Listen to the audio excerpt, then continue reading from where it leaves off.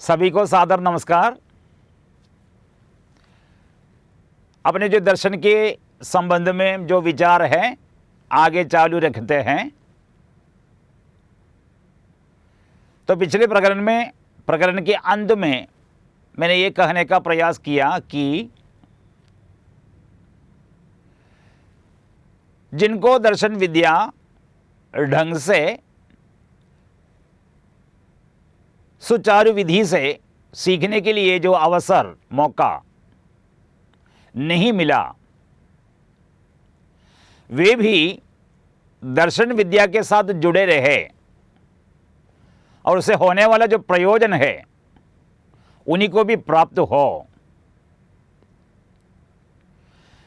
इस दृष्टि से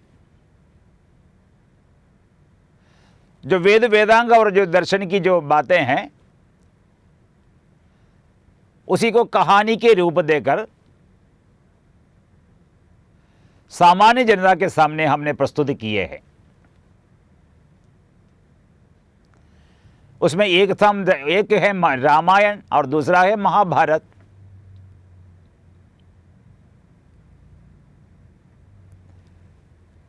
तो सामान्य रूप से जब हम शुरू करते हैं उसका पारायण या कथा सुनना शुरू करते हैं तो हम ये सोचते हैं कि पुराने जमाने में जिए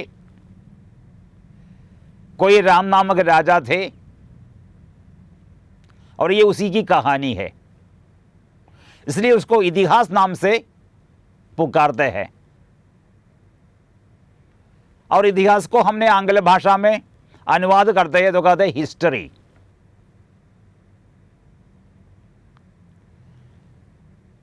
और कोई लोग कहते हैं हिस्ट्री कहने का मतलब हिस्टोरी,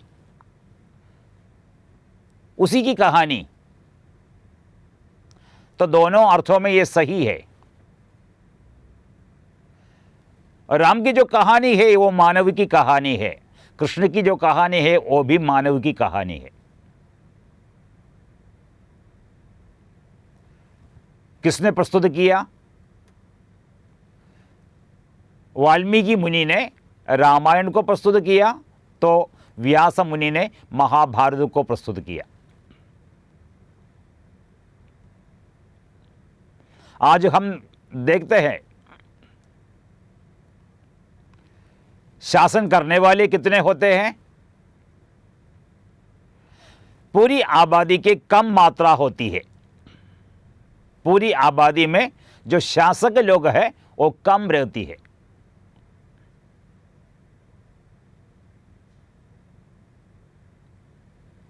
और जो शासितों की संख्या देखिए, अधिकांश जो जन है वो शासित वर्ग में आता है।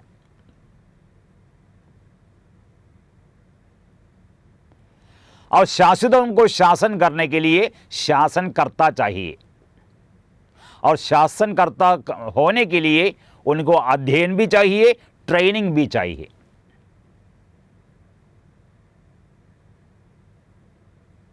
तो बिना अध्ययन के शासक नहीं बन सकते हैं और बिना ट्रेनिंग के भी शासक नहीं बन सकते।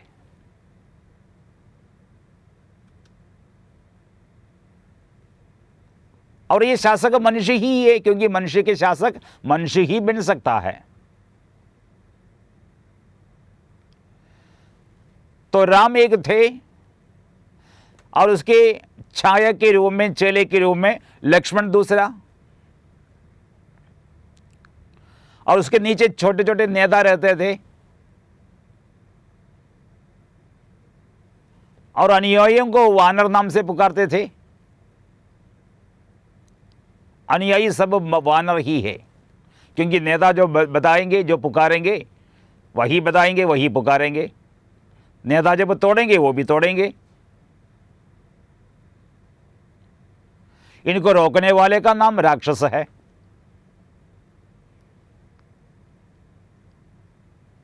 जो बाधा पहुंचाने वाले का नाम राक्षस है। जैसे मान लीजिए हम जब गाड़ी चलाकर जाते हैं सड़क से, तो मार्ग में एक बड़ा पत्थर पड़ा हुआ है, तो गाड़ी के जाने में वो अवरोध पैदा करता है, तो उस पत्थर को हम राक्षस बुलाते हैं। उस पत्थर के वहां पड़े रहने में उसमें एक बल है। वो पड़े रहने वाले पत्थर के वहां रहने में एक तमोबल है, क्योंकि तमोगुण ही भार को देता है, तमोगुण ही स्थिरता को लाने वाला है। हम जब कार से उतरेंगे और पत्थर का जो वहां पड़े रहने पर जो बल उसमें है, उस बल के समान बल को हम प्रयोग करेंगे तो पत्थर हिलेगा नहीं। इसे उससे भी अधिक बल को हम लगाएंगे तो पत्थर वहां से पत्थर को उठा सकते हैं और साइड में कर सकते हैं। तो ये बल का नियम है।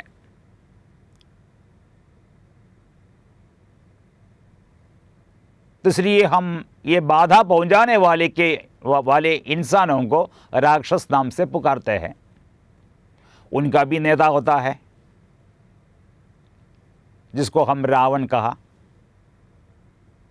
अब तो एक पक्ष में बंदरों को चलाने वाला राम, दूसरे पक्ष में उसको रोकने वाला राक्षस और उसी के नेता रावण।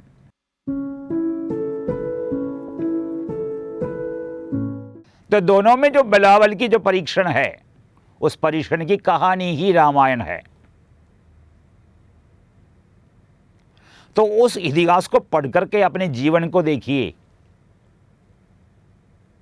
हमारे समाज में ये राम भी मिलता है, ये रावण भी मिलता है, ये बंदर भी मिलता है, ये राक्षस भी मिलता है। ठीक है, समाज को छोड़ दीजिए, अपने अंदर देखिए आंख बंद करके, वहां पर भी हमें बंदर मिलेगा, राम मिलेगा, लक्ष्मण मिलेगा और राक्षस मिलेगा और रावण और उसके अनुयायी मिलेंगे। इसलिए वाल्मीकि ने अंत में अपनी कहानी को समाप्त करते हुए ये कहा कि जब तक सूर्य और चांद रहेगा, ये पहाड़ और नदियां, ये समुद्र जब तक रहेगा, ये वायु जब तक बहता रहेगा, तब तक ये रामायण की कहानी भी होगी। ऐसे क्यों कहा? यदि एक पुराने राजा की बात हो, आज उसके साथ कुछ लेना देना नहीं है, बिल्कुल बीती हुई बात है, तो हम कब से उस कागज के पन्नों को वेस्ट में डाल देते? क्यों नहीं डाला? क्योंकि मुनि ने वहां उद्घोषणा की, जब तक सूर्य और चांद रहेगा तब तक ये रामायण की कहानी भी होगी, जब तक मानव रहेगा तब तक ये कहानी होगी, क्योंकि ये मानव की कहानी है।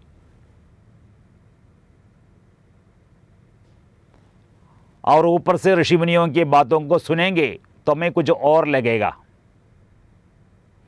परंतु असलियत में वो कहना जो चाहते थे वो क्या था, उसके लिए वो जानने के लिए हमें भी मुनि बनना पड़ेगा। मुनि की बात को जानने के लिए हमें मुनि बनने की जरूरी है। एक डॉक्टर की परीक्षा कौन ले सकता है? एक डॉक्टर। एक वकील की परीक्षा एक वकील ले सकते हैं। राजा की परीक्षा राजा ले सकते हैं।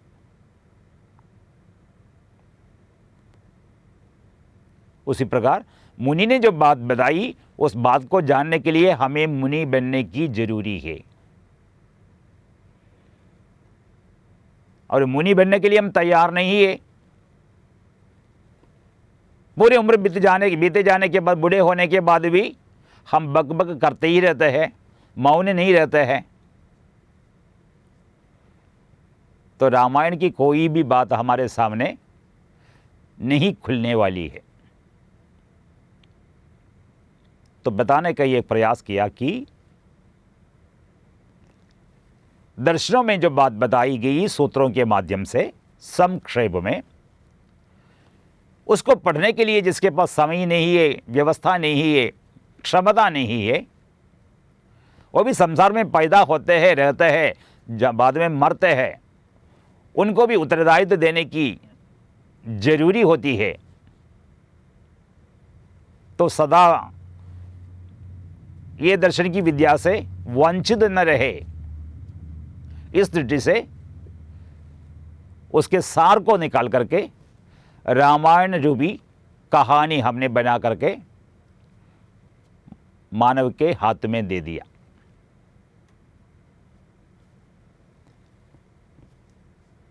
तो रामायण के इस बात के बाद